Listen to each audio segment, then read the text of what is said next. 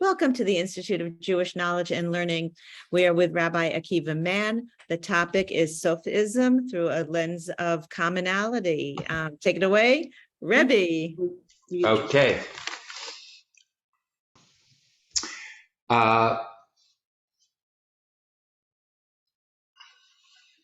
Let's see. But by the way, Kim, just a quick, did Matan send you the email? I've been in touch. I've sent her everything. Okay. Is she here? Because if she's here, I don't see her. I don't see her. I will welcome her. If you do, let's welcome her. Okay, good. So friends, last week we ended off with the idea that Sufism, let's get that right. It's not Sufism, it's Sufism. A singular adherent to Sufism is a Sufi, but the tradition itself is Sufism. We touched on the idea, and I don't know if I opened it up for a little discussion, but it's probably worthwhile, but not right now. Sufism as a sort of tofu tradition, a tofu. It takes on the taste, the flavor, the energy of many religions, and probably in that tradition took the best, and the best means that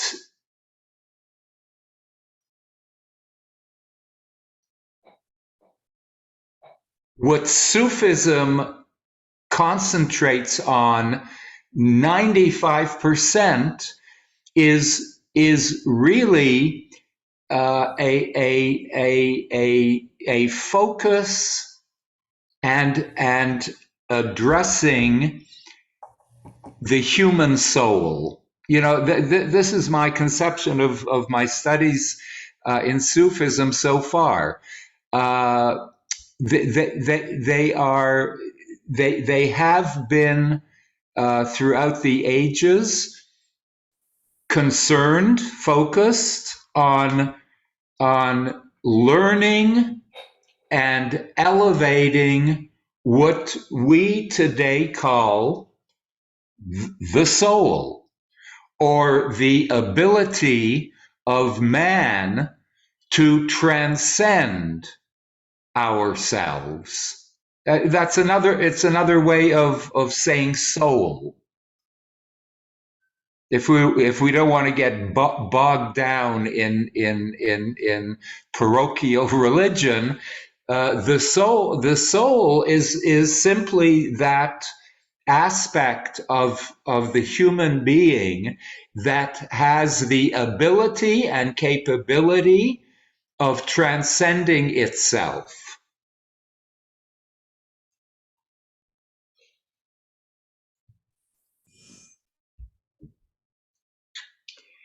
And that ability, as we discussed last week,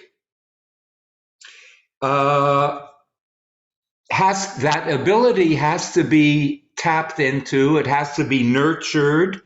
That capability requires roadmaps, because there are many other elements within the human capability, within the human psyche, to divert our attention from that, and to get involved in the plethora of things that the human being can get involved with, and divert our attention. So Sufism is really a beautiful guide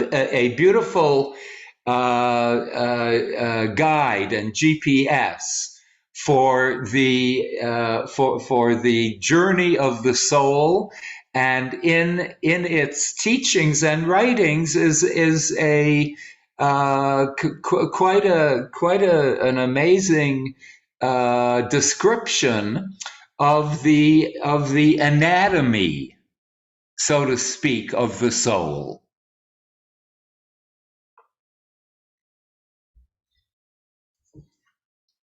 And we ended last week with the idea, with the Sufi idea, and it's called the work. In other words, it takes work to fully realize the potential of the human soul. It takes work.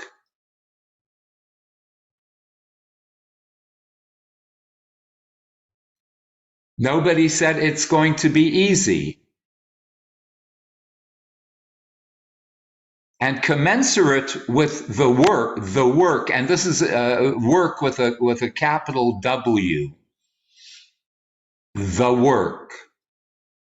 And it's just a general word for the effort and the mind, the blood, sweat, and tears of mental, spiritual work that has to be done in order to reach a point of elevation, a point of where the soul is blossoming, the energy of the soul. So one of the general tenets in Sufism is that and this is going to be paralleled in many Jewish spiritual and mystical idioms. But this is the Sufi way of expressing it. A person must work to become human. I love that. We are the assumption being that our assumption that as soon as we are born human beings, we're human. And the excuse that we often use, I'm only human, I'm only human. So this is a very strong directive. In order to reach the soul, we must let go of that romantic kind of illusion that spirituality and transformation and self-transcendence comes easy. It comes like as a gift. You know what? If it comes as a gift, if it comes in a flash of revelation, of epiphany, then I say Mazel Tov. It's a gift. It's a gift. It's Christmas. Thank you. But generally speaking, a person must work to become human.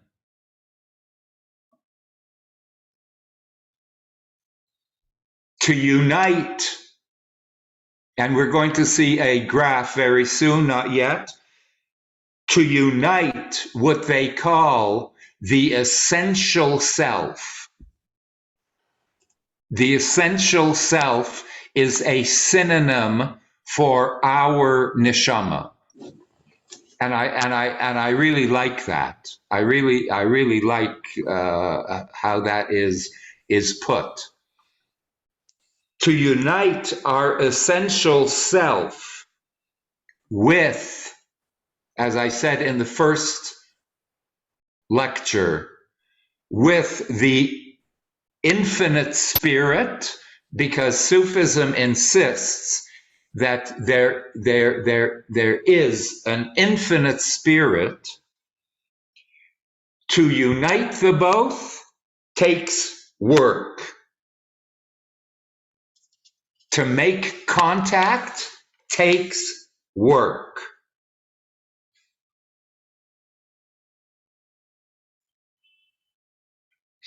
So, friends, in this third, I think this is the third of our lecture, Kim. Yes. In this lecture, I think the title that I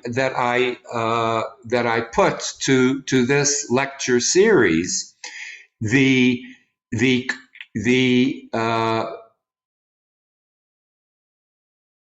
theological and mystical united front that Sufism and mysticism share, the intersectionality of Sufism and Jewish mysticism, I think this third class is going to be kind of like the epicenter of the title of our class. We are going to see, and especially for those that have been in classes, in my previous classes, in previous years, I think your ears are going to perk up and say, Akiva, you have said this in your Jewish mysticism classes. I remember this, except with different terminologies. So some of the deeper concepts are actually going to be revisited from what you have already learned, but it's going to be with different names and different proper nouns in basically in Sufi terminology. So the word spirit and the word neshama, spirit in Sufi language and neshama in Jewish terminology, are to be understood not really, certainly not in a physical manner, and maybe not even in a metaphysical, as a metaphysical assertion, but rather as something. The spirit or the neshama is something that it's not a thing. Let's put it that way. It's not a thing. It is something. Oi Gewalt, look what I'm doing. It's not a thing, but it is something. There are no words. It is an essence that we are able to experience. The experiential focus in terms of neshama, in terms of spirit, the Sufi definition of spirit has more to do with experience, an experiential type of phenomenon rather than a thing that abides within the human being, which many people actually can't get away from that idea that it's a thing within me, and we refer to it as a thing, my neshama, it's just a shift in perception. They are very much very much focused on the activity. As we mentioned a few weeks ago when we were doing Tanya, that the neshama is actually an activity, and Sufism absolutely agrees adamantly that the spirit is an active experience. It is not a proper noun. It's an active experience. So it's a shift in perception, friends. The work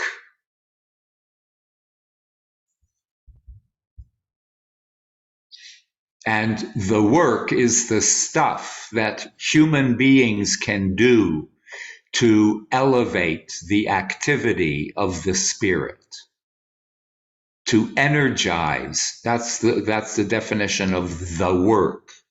What's the work, Chevra? We're doing the intersectionality of Sufism and Jewish mysticism. So I'm going to be bringing Hebrew and the Hebrew part of it. If Sufism is calling the work,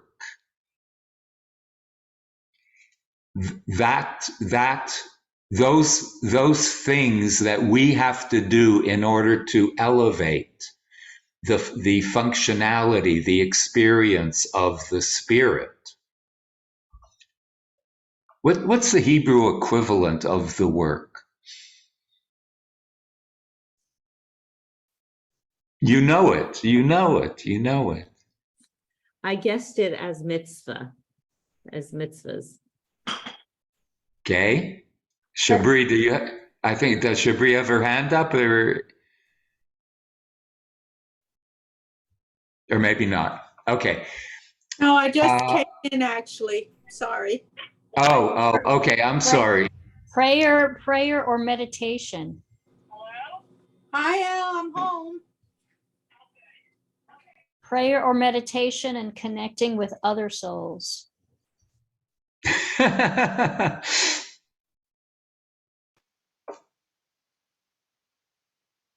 Could you repeat the question, please?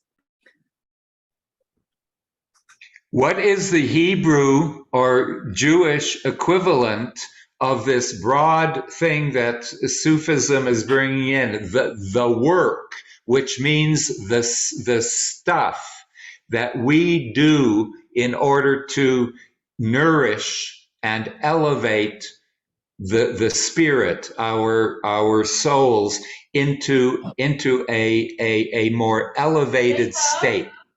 We meditate. Meditate, Rabbi. Oh, okay. But Rabbi, Okay. but I would, excuse me, my part would be to do the deep dive in following Torah.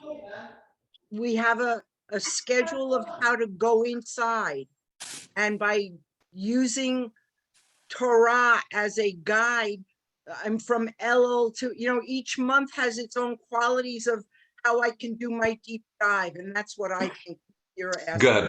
Okay, you're all correct, but you're giving me smaller examples. Believe it or not, you're giving me smaller examples of this thing. So you're specifically you're all correct, but the actual word in Hebrew that is this umbrella word that refers to the entire gamut of the work is in Hebrew called avodah. Al shlosha dvarim ha'olam omed, says Pirkei Avot, on three things the world is dependent upon: al haTorah, ve'al haTorah, ve'al ha'avodah. ve'al gemilut chasadim. Avodah in Hebrew actually means work. It's nearly exact. It means avodah means work. Eved, the smaller word eved, means a servant, one who works. So I found the similarity of how this umbrella it takes work. It takes avodah. In Jewish tradition we call it avodat Hashem, the work done for Hashem, avodat Hashem. So the work we work. What do we work on? We work on revealing to ourselves that which is most sacred in us. That's what the work essentially in Sufi tradition means. We are working on ourselves to reveal to ourselves that which is most sacred in us. In other words, you can use what is most sacred in us or what is most transcendental in us to seek out what is most elevated, that which is deeper than our individual personalities. You know, sometimes we're so enmeshed. We are so tangled up in our own personalities, and sometimes we're so enslaved to our own personalities, we mamish forget that our personalities are only one aspect of me, and we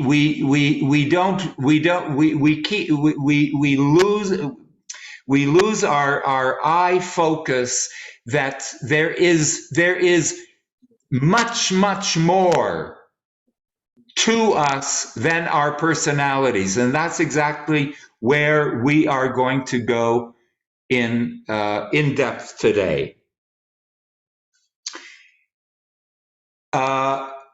Let me finish with this, and then we'll take any comments or questions. This is on a deep mystical level.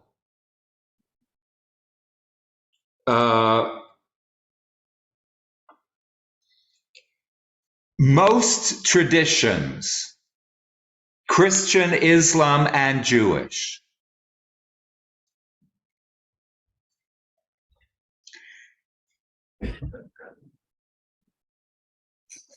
we're very involved with our scriptures, our respective scriptures, and what we did very well is that we were excellent at anthropomorphizing God.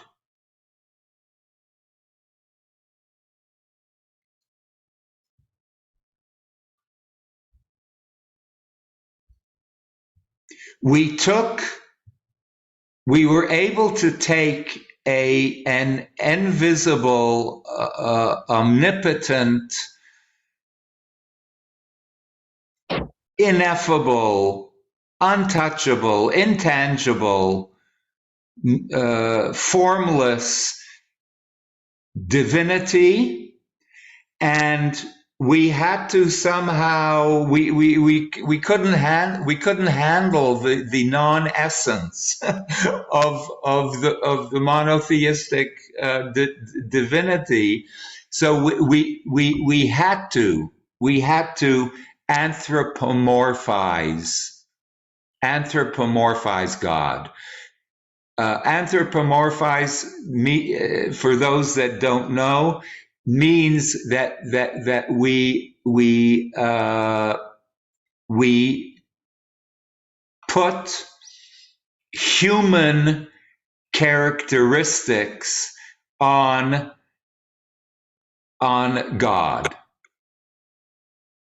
When we say God, in our tradition, when we say God is merciful, God is all loving, God is compassionate, God is God is patient. These are all, even God is a loving God. God loves us. These are all anthropomorphic terminologies. These are all human characteristics that we are applying to God in order to understand a little bit of what we can't understand.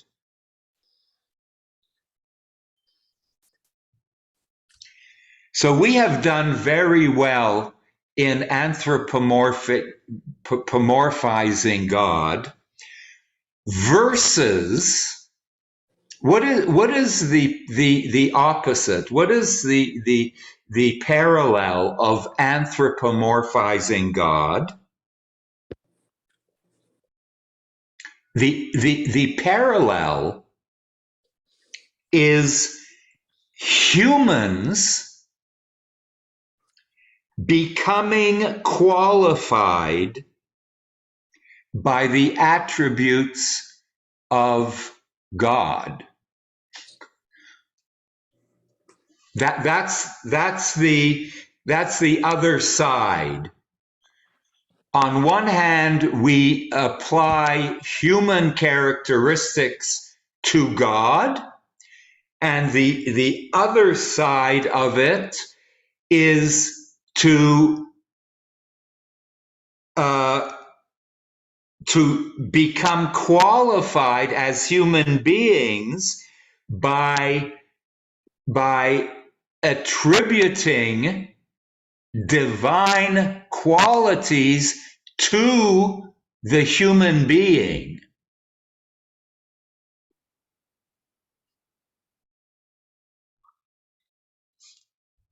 Do we get that parallel?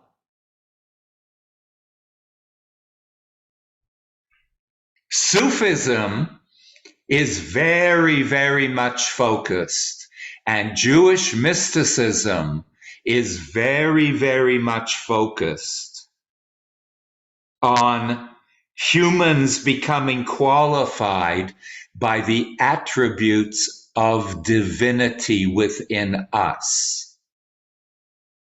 We are a little less concerned. The mystic is a little less concerned about anthropomorphizing God and more concerned about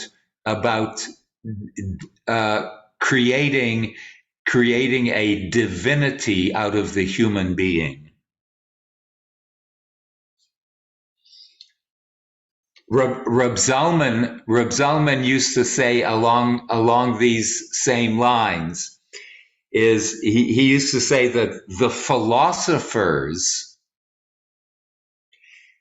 made God human.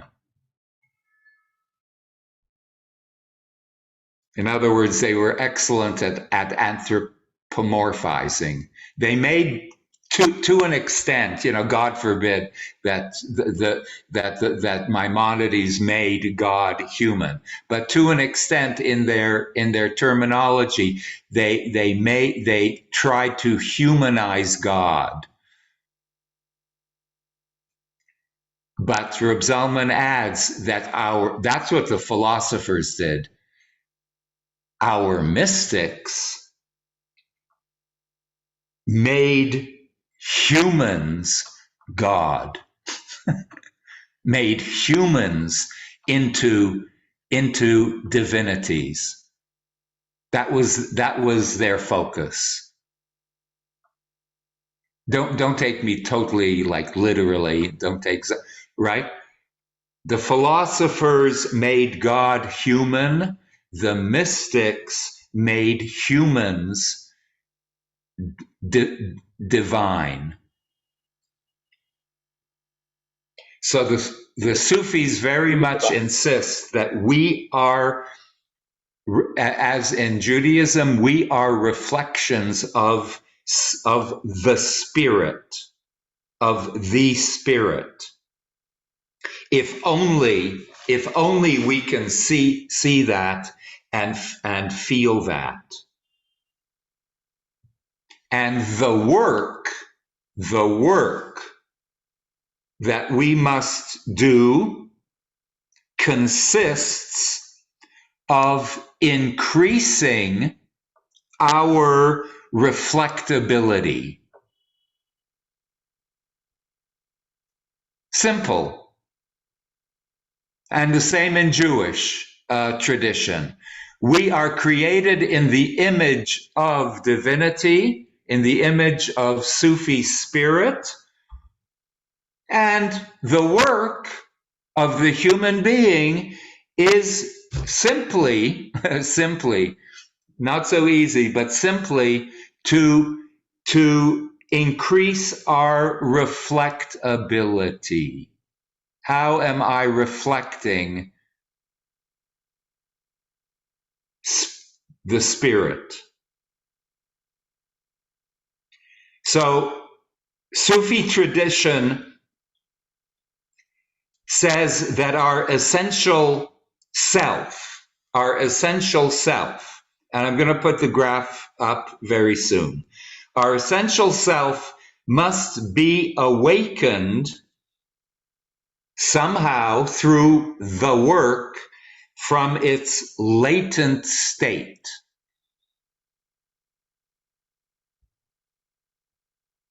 The essential self is not necessarily totally energized at the outset.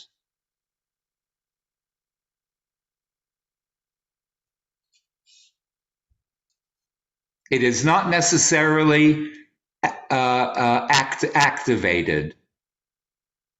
We as human beings, we as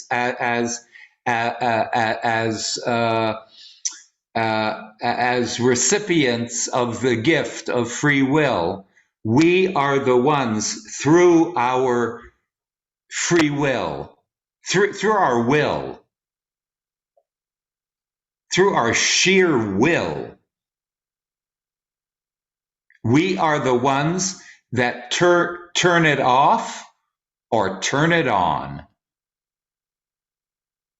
And depending, it's like those beautiful light bulbs, those light what are they called? Dimmers, lights with dimmers. You can do it. You can turn it higher. You can turn it lower. You can go in the middle. That's what the Sufi tradition says, and Jewish mystical tradition says. We are in charge. We have our hand on the I don't know why it's called the dimmer, because it doesn't only dim. It puts the light to a higher level of illumination, or middle or lower. We are in charge of that. And because it is in our hands, that's what makes the work.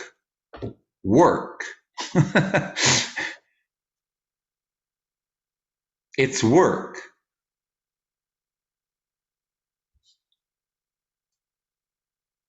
And I'm going to end with this before I open it up for some questions. Just as the Sufi tradition defined soul, they call it spirit.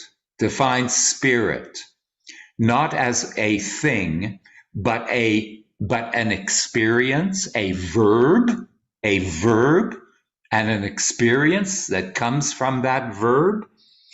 So they defined the essential self not as an absolute fixed thing, but a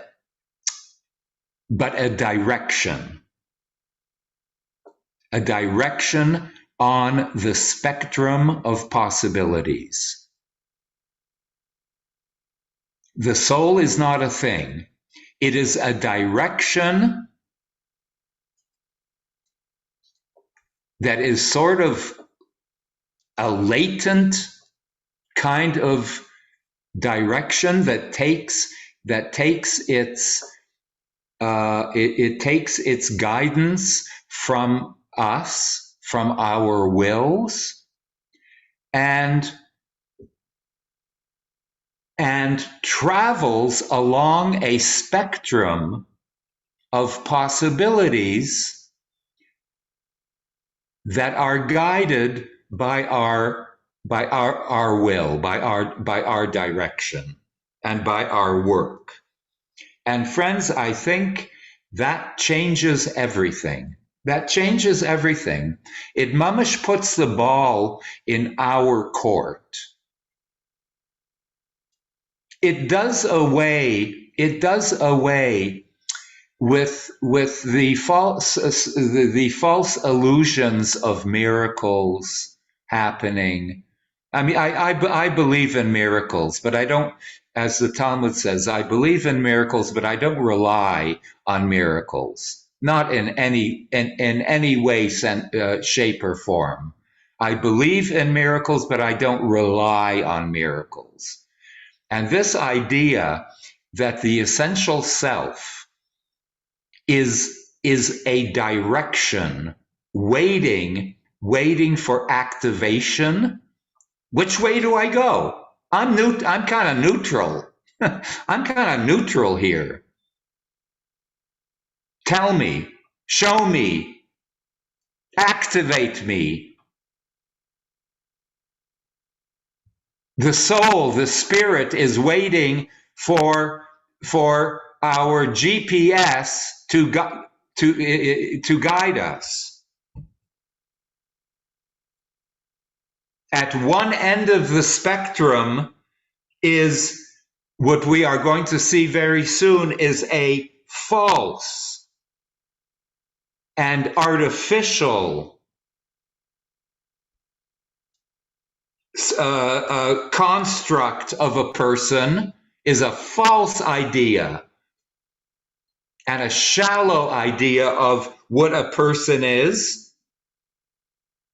who does not know themselves, who has no intricate self-knowledge, who have not made or refused to make their inner journey. That's called in Sufi lingo, that is called the false self. And at the other end of the spectrum is the more natural and the more spontaneous self that is magnetized towards self-transcendence.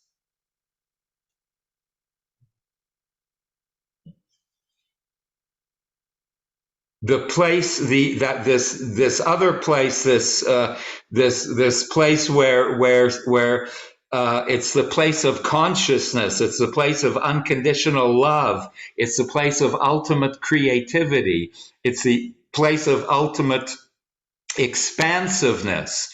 So the Sufi tradition is setting up a spectrum. We have the false self, and then the other side of the spectrum is the higher self,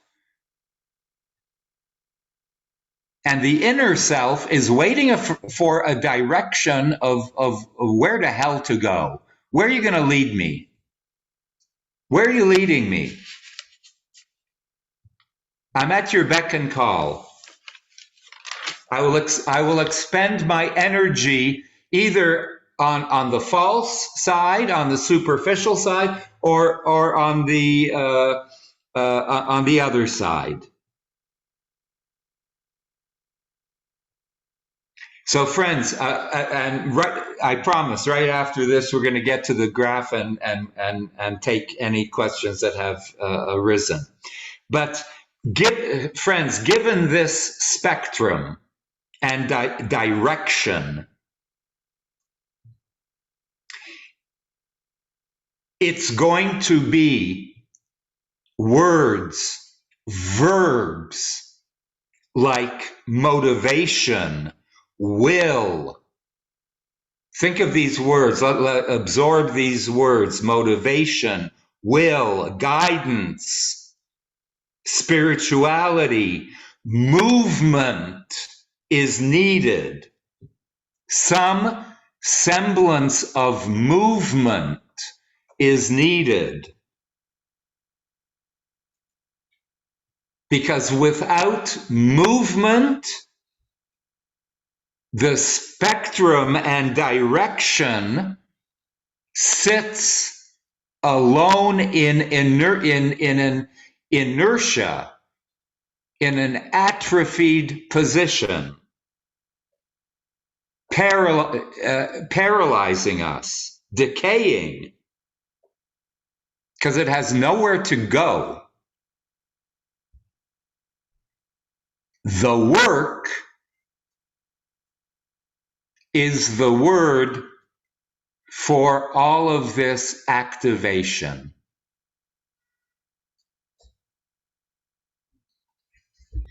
Okay, friends, let's take a few comments or questions, and then Kim, right after the last comment, you can put up the graph so we can visually see the X-ray of our souls. Okay. Do we need a lead apron to see the X-ray of our soul? No, I would rather you totally exposed. Okay. Shabri and then Susan Schreiber. Shabri's been waiting patiently. Are you going to get to your computer to unmute? In the meanwhile, Susan, why don't you go while we wait for Shabri to get to her place? Go ahead, Sue. Okay, thank you. Good morning, everyone. I wanted, I was thinking of Musar as a way of, making small changes in ourselves and applying godly characteristics and striving for that. And so could that be one of the ways to do that? Susan, absolutely. Thank you for bringing that up. Absolutely. The Musar movement, and the many teachings that come out of that were absolutely solely for that purpose. So solely for self-improvement, self-introspection. Okay? I have to say that the mystics have their own approach to Musar, which came from a different approach. The Musar movement on one level is fantastic, but at a certain point, it became in the opinion of many and myself together, it eventually, some of the books you will not feel this. So I recommend Musar as a great tool, but at a certain point, the Musar movement became so oppressive.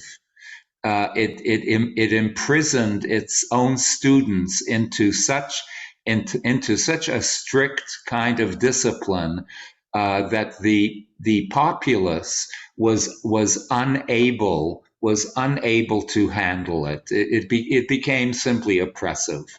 Okay, but not to disparage the Musar movement. Thank you. We have Shabri, Sandra, and Marcia. Good morning, everyone. Thank you, Kim. Hi, Shabri. Rabbi, hi. You know, I do believe that the yearning that one feels from inside is the quality that has to start percolating inside of us to want to find out what it is that we're looking for. And I also believe that God gives us teachers for that reason, so that we could be guided. We're guided, and it's not all the work that comes from us. We are always guided and loved from within, so that we would know that. Yeah, definitely loved from within. Thank you, Shabri. Thank you. Both aspects are very true. There are a lot of variables. You know, the problem sometimes is, what if I don't have the will to will? You know, you're talking about yearning. What if I'm in such a state? I'm in such a neutral parva state. I don't have the will to will. So there are a lot of variables that hopefully can come from the outside, like teachers, like friends that we're going to talk about a little later, that can help ignite a fire within the soul, within the spirit. Excuse me, but I also rely on my song, the song that comes from within you. We're filled with, Jewish people are filled with this beautiful sound and song. And if you just sing that song, that yearning does come up. Thank you, Shabri. Now we have Sandra, thank you, Marcia, and then Bruce. And I think Marilyn is looking for a button. I'll get to you after Bruce. You want me? Sandra, go ahead. Either you or your other Sandra. Yeah, I say hi to Sandra. Two things, very important, Rabbi. In the last 3 weeks, I have learned something very, very special. When people say to me, "Oh, you're so spiritual," I have no idea what they're talking about. And I don't take it as a compliment for some reason, but now I'm starting to understand why they say that. And from now on, I'm taking it as a compliment. The other thing is, when you are a Jew. Hold on. Why? What changed? I'm sort of, I'm feeling like this is almost like a wedding that's married Jewish mysticism and Sufism. And I've got 2 books that I've read that are beautiful by Rumi. And it's just, it brings his message to me. It opens up my mind to saying, well, spirituality, they're not telling you you're a nut, Sandy. They're telling you there's something special that you're doing. So what I want to figure out with this for everybody is, what is it you're doing? Judaism teaches us to give tzedakah. And my father, without telling me anything about it is a mitzvah, told me how you do it. And this is part of being spiritual, not just being a good Jew by giving, but when you give, you put the food at the corner of the field so that the people that need to pick it up don't have to look in your eyes.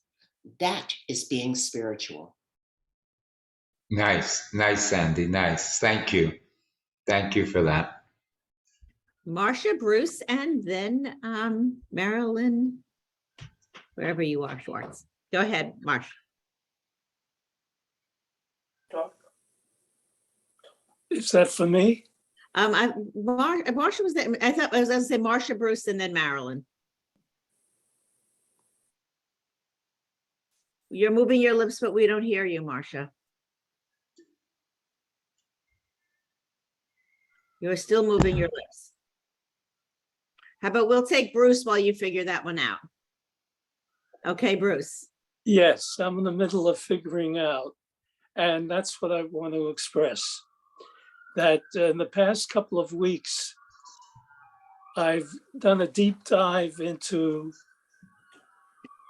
word, deed, and thought.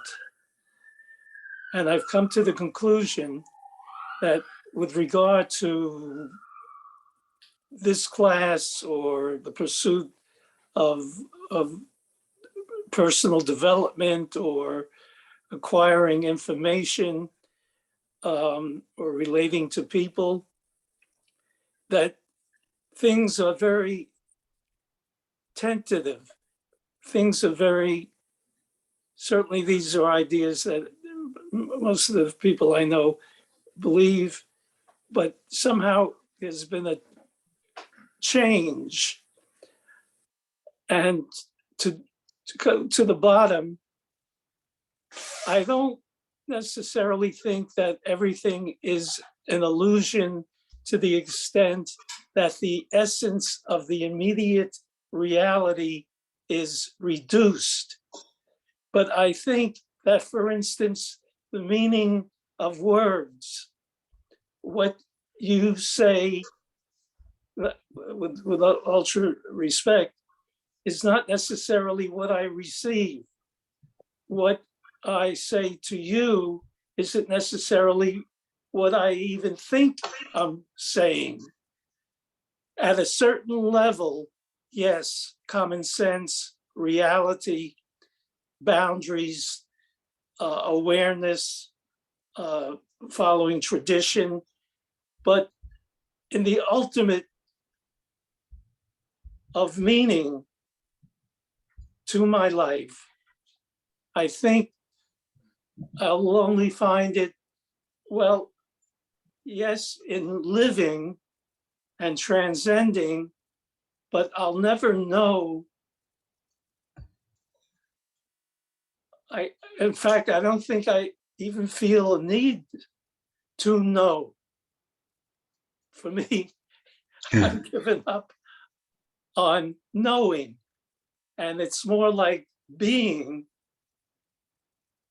attending the responsibilities, safeguarding this, being respectful. So living life in a, quote, normal way, but not necessarily expecting an email or a telegram with a revelation from God that even everything's going to be okay. It'll be okay if I help it to be okay. The doctor can only go so far. The dentist can only go so far. Human beings can only go so far. My bottom line is love thy neighbor. Thank you. Bruce, thank you. Thank you for that. Thank you. You said it all. You said it all. Okay, it will be, Marsha, do you have audio?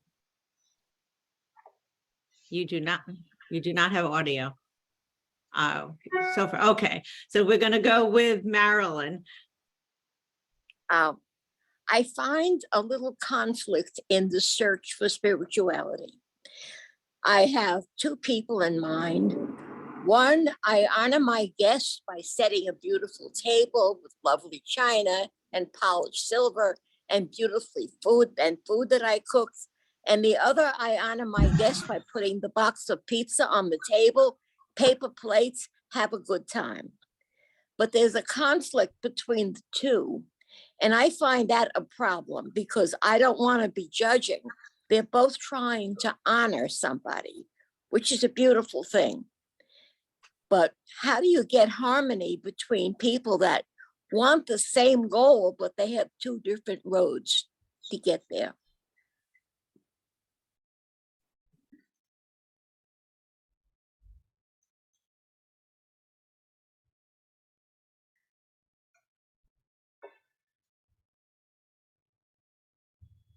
What's wrong with honoring both roads, both people? Recognizing that one person is this way, one person is that way. I honor that. I accept that. I might not understand it, but I welcome it. I recognize it. The problem is to get them to recognize one another as being both very decent, good, caring people who are spiritual, but physically they operate in different ways. Physically? Physically, by cooking, cleaning, serving, whatever, how you do things for someone else. The effort you put into honoring that person. Your physical effort. I mean, that's how you do it. If I feed you, I'm doing something good. And I feel very satisfied personally. But if I feed you on a paper plate, or if I feed you on beautiful china, how are you judging me? And if you don't judge me in the right way, you are missing the boat. So how can I embrace your spirituality? In my own family, I find this a conflict. And it's very important to me to get one to find the other as loving and as good as the other. Okay, Marilyn, send me a personal text, and I'll answer. Okay, I'll respond, because being that it's important to you, if it's important to you, it's important to me. But send me a personal text. You have my number, right? I would be glad to schmooze that around with you. Are you ready for this screen share? Yes. Yeah. So, friends, before Kim puts that up, I think the graph that I'm going to present requires your very deep attention, because I think it is a sort of X-ray. It's a mirror image of what we were talking about for the last half hour.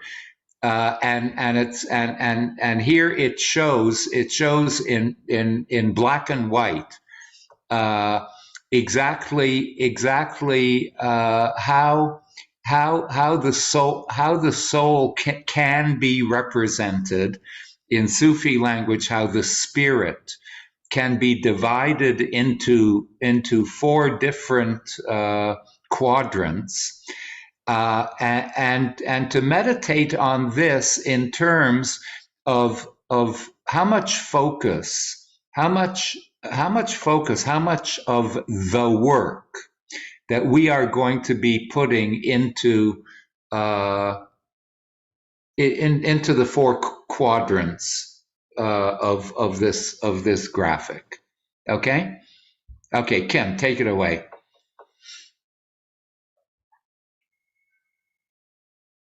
Okay.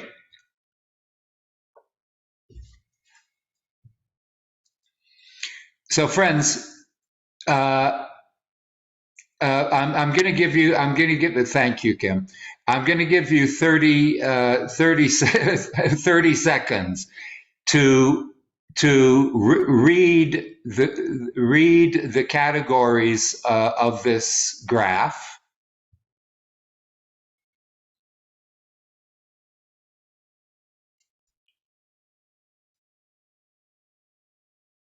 Absorb it and take it personally. Put this on the imprint of your heart.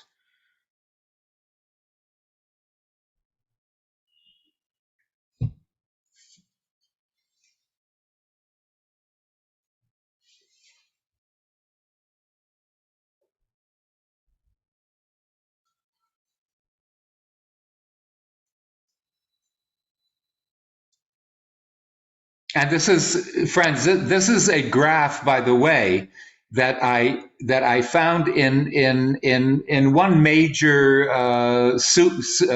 book on Sufism that has 5 chapters explaining this graph. But they started off with this graph, just like in mystical Jewish books, we start off with a sphera chart.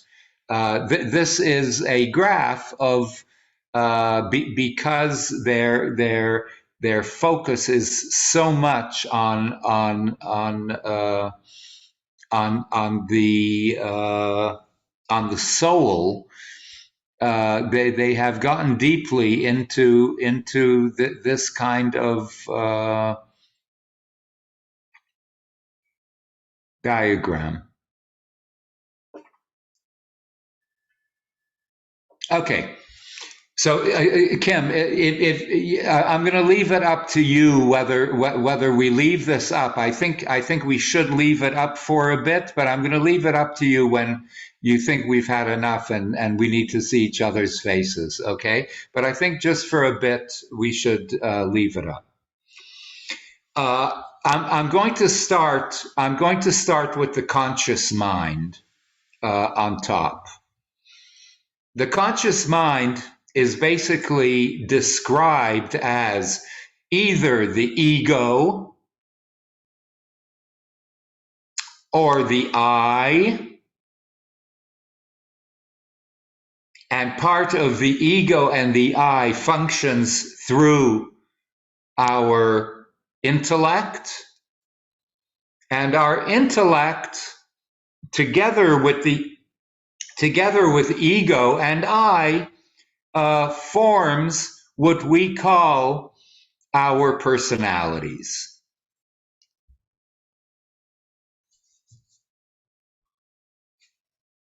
So the conscious mind means that we all have a sense of self, of course. We all have an I. And the sense of self and I, Gewalt, varies so enormously between person and person. It is no coincidence that you know, like every personality, and Kim, don't do it, but I would like to see all of our faces. Don't do it. She did it. I want us to look at, first of all, I want you to look at yourself in your own screen. Look at yourself. And absorb for a second that sense of I, that sense of self. It's like looking in the mirror, and there's no way we understand what that person in the mirror even, like there's little that we know about that person that we're even looking at when we're looking at ourselves. How much more? But we have a little sense of I. We have a sense of personality. Now look to your left and look to your right and look at the middle of the screen and look at all the other faces. And every other face is like a snowflake. It's like our faces are like snowflakes. There is no face. There is no I. There is no self that is the same in this entire world, much less on the screen. Just the miracle of all of that. How each self, how each sense of I is absolutely so different and so colorfully different. It's like amazing. It's amazing. However, let's go. Oh, Kim, you're so right on. Whoa. But friends, know that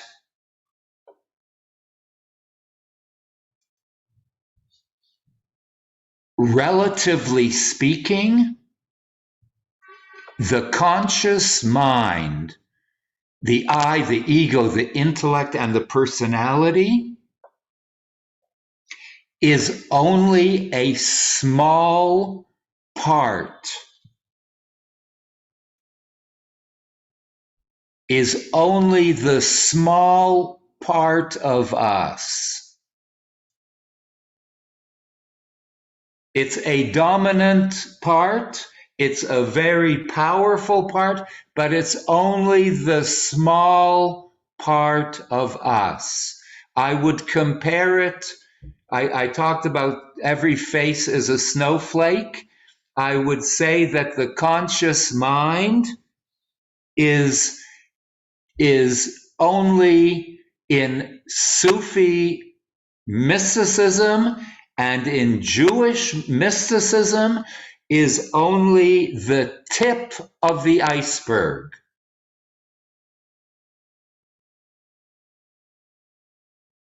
Believe it or not, is only the tip of the iceberg.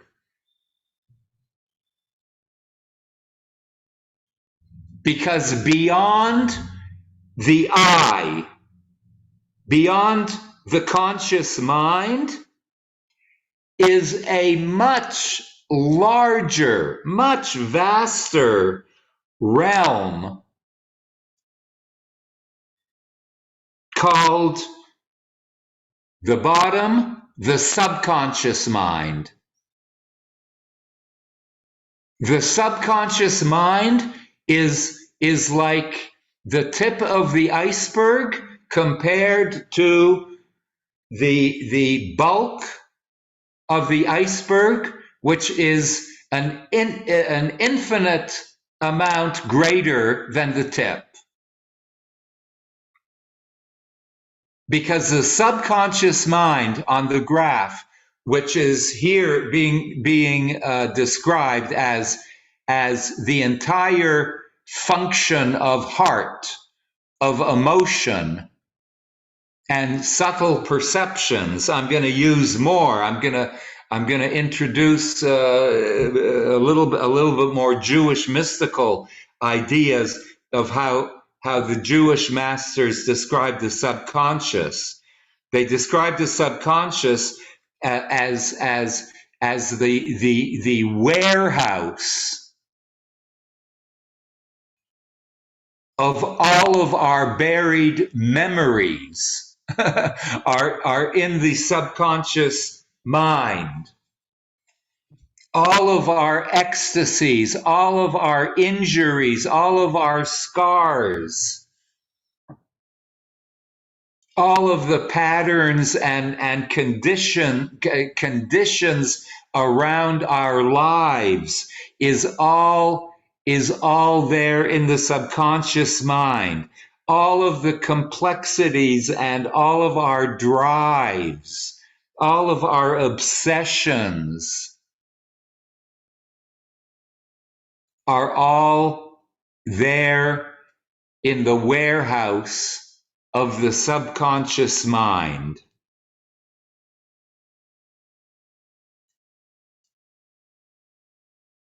So in relation to the subconscious mind, the conscious mind is very small.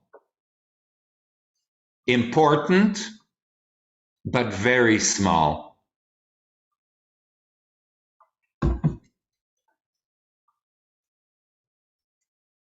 And how does,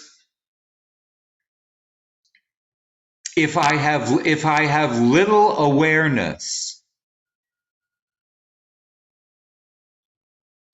little knowledge of my subconscious mind, how does that affect my conscious mind?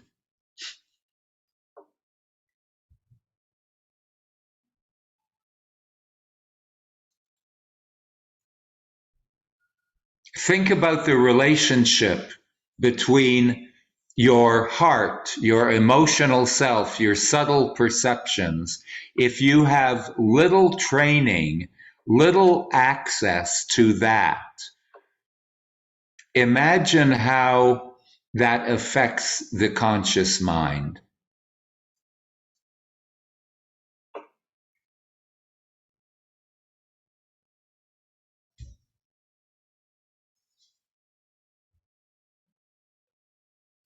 At the same time, within the subconscious mind, there is a superconscious mind. And that lies way, beyond conventional experience of I. I am adding super conscious mind to the subconscious mind. It's not written here, but included in the subconscious mind is not only heart, emotion, and subtle, but there's also in the subconscious mind that has a lot to do with memory and accumulated quote unquote experience that affects everything of the conscious mind. There is a superconscious mind that is way beyond the conventional experience of I, of the conscious mind, which includes in Jewish mysticism, includes the realms of intuition. I guess that can be included in heart, in the category of heart. Heart includes intuition, inner knowledge, inspiration, creative flashes, epiphanies. That can be called all heart, and that has to do with superconscious. So within subconscious mind, we have memory, and we also have superconscious. So it's no coincidence that the Sufi chart here is talking about the subconscious mind using the word heart, which in Hebrew, I don't have to tell you how many times we have spoken about the word lave. Lave. The ultimate Talmudic expression is Rachmana Liba Boi. The merciful one, divinity, wants your heart. If we would retranslate it now and relanguage it, the God wants the involvement of your subconscious mind.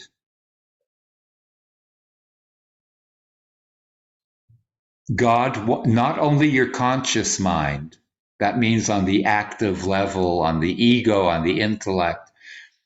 God wants the involvement and the engagement of your subconscious mind to be activated.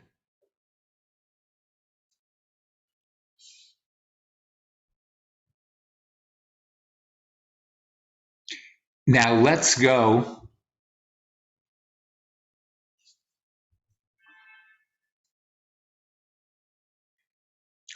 to false self. False self is in the graph it starts with this little Kim, can you go to that little point right there. Right, just circle it a little bit. The false self, that little tip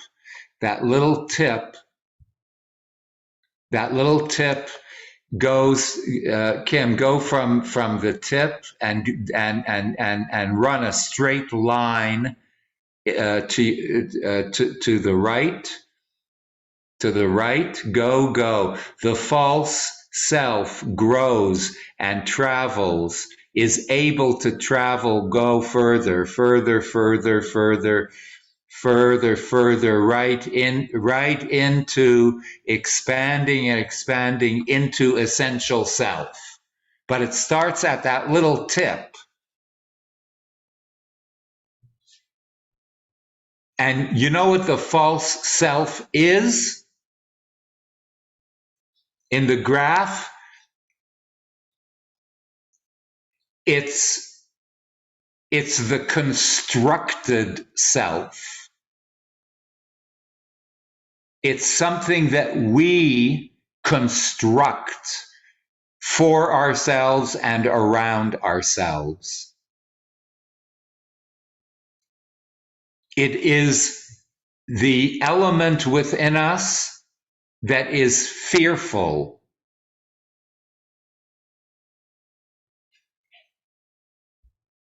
And in a second category, it is the element within us that is compulsive. The false self is when the conscious mind is inundated with our own fears and with our own selfishness, that the I, our conscious selves, retreats into that little, really narrow arrow. The I from above retreats into a little hole, into a little point where that arrow, it becomes very small because it becomes minimized. It becomes garnished.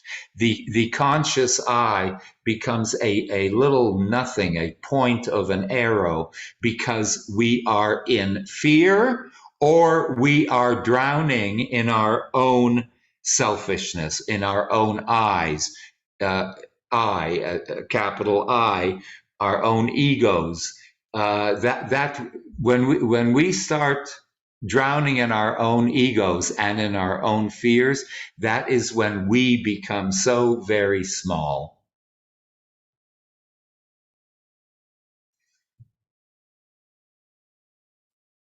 And we can disidentify with our fault. That's a false self. That's a false impression of ourselves. It happens predominantly out of fear and selfishness.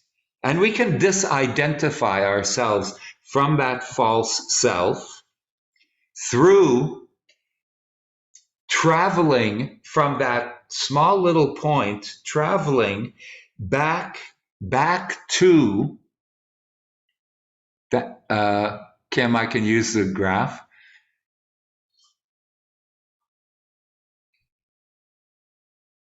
Back to the larger area of the essential self. And all, the essential self and the false self all have Arabic names. If you're, I'm not going to use them because I'm tongue twisting, but just for your edification, the fears and the false and the selfishness and the false self is called anafs alamara. Anafs alamara, and the essential self, the larger, compassionate, expansive self is called anafs ala manina. But I'm not, just, so you get a little of the flavor. So, friends, I want to remind you, okay, so from we have the ability and capacity to go from the false self, that very narrow place, to travel into the ever expanding essential self, where compassion and expansion and freedom lie. We have that capacity. If you remember, because this is the class of the intersectionality of Sufism and Kabbalah and Jewish mysticism. If you remember, this is the exact idea.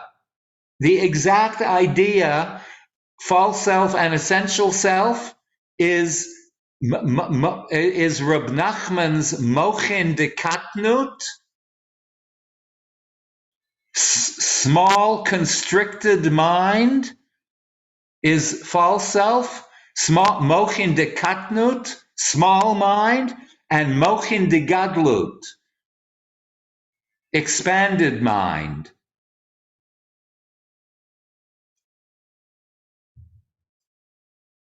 We are able to travel and to journey and to will ourselves out of the false self into essential self.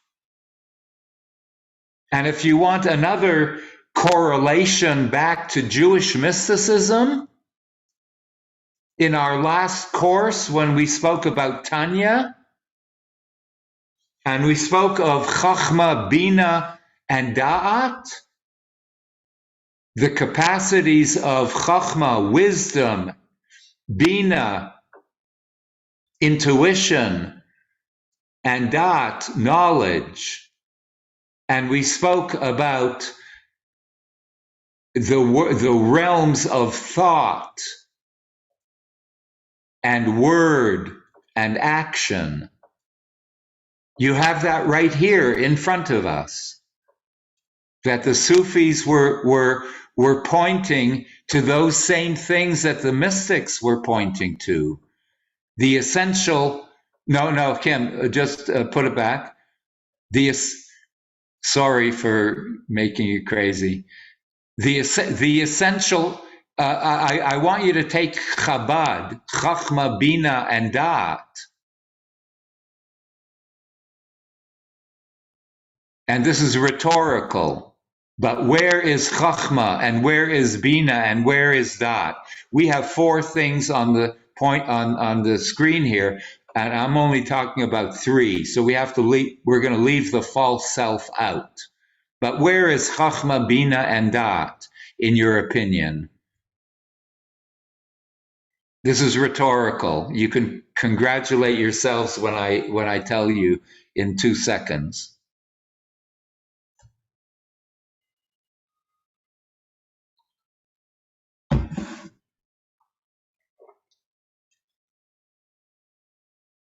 Chachma, the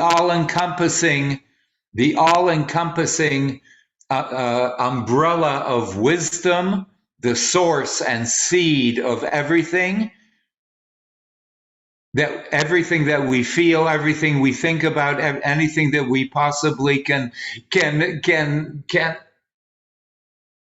is the essential self. Chachma is the essential self. That's the seed, that's the source. Bina is the subconscious mind, is the intuitive, is the heart, is the emotion, is subtle perceptions. That's Bina.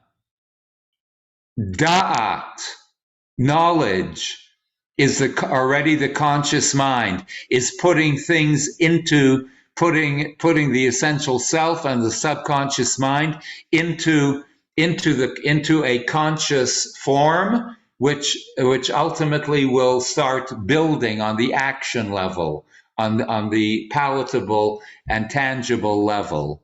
That's what creates our intellect, our personality, and things that we are able to build and work with, and it creates form. So here we have a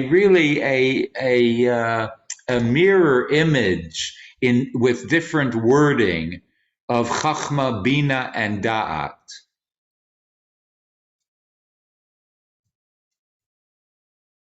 And if you want to know what the false self is in Jewish language,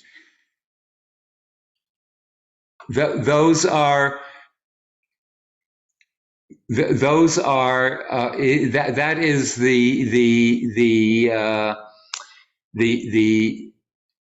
in mystical language, that is the shell that the sitra achra, the other side, or really the shell that is the hard enclosed things that covers up all of the energies of the subconscious conscious mind that prevents those energies to enter into the essential self. The false self is that the hard part of us, the narrow part of us, the closed part of us that prevents any expansion from occurring.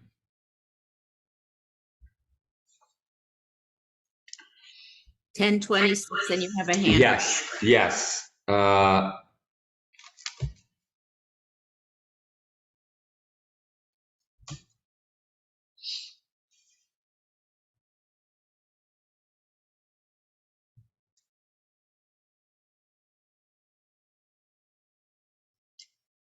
Okay.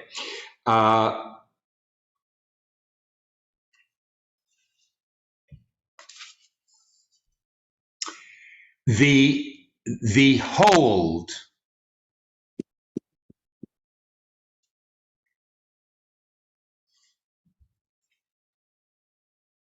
I want to talk just for the last few minutes about the hold that the false self has on us. How can we lessen that hold?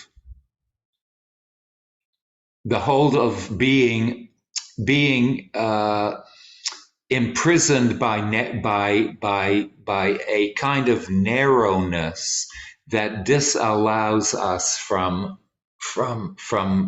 expanding, from flying high, from releasing all of the inner tensions, from making us from preventing us from flying a little free, from feeling inner freedom. So the Sufi mystic would answer, it's through the teachings, it's through the work, that again, the avoda, the work, the teachings and the practice, the quality of our I-ness, the quality of our consciousness and our subconsciousness, but mainly the quality of our consciousness is going to and is going to allow us to be released from that narrow false place through our work. Through our work. Work means through the teachings that we allow ourselves to absorb, either through teachers, through institute programs, or through friends, through guides, through people we respect, from conversation, from dialogue. That's what I mean in the broad sense of teachings, from learning from people and learning from life and experiences. That is going to help our false selves be released.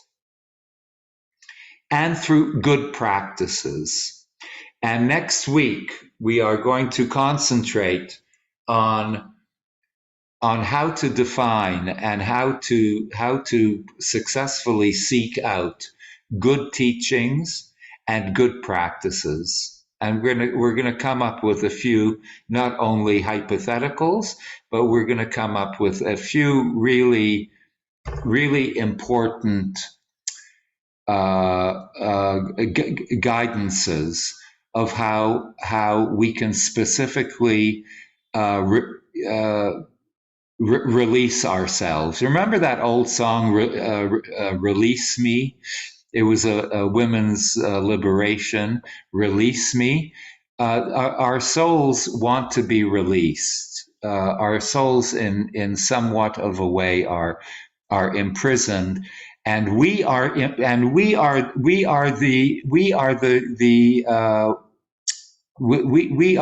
wardens of that prison. We are the wardens, we are the guards, we are imprisoning ourselves to a very large extent. And we have to ourselves find a way through the work we can do by ourselves, with ourselves, to help unshackle some of the things that are really holding us back. We have enough things in life. We have enough things in elderly life to hold us back, and to kind of on a physical in a physical way to suppress us. We don't have to be doing that on a spirit level, on a soul level. We don't need that double whammy. We can be internally free.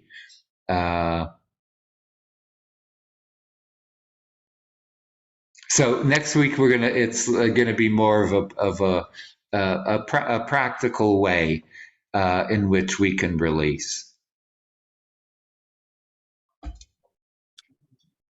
And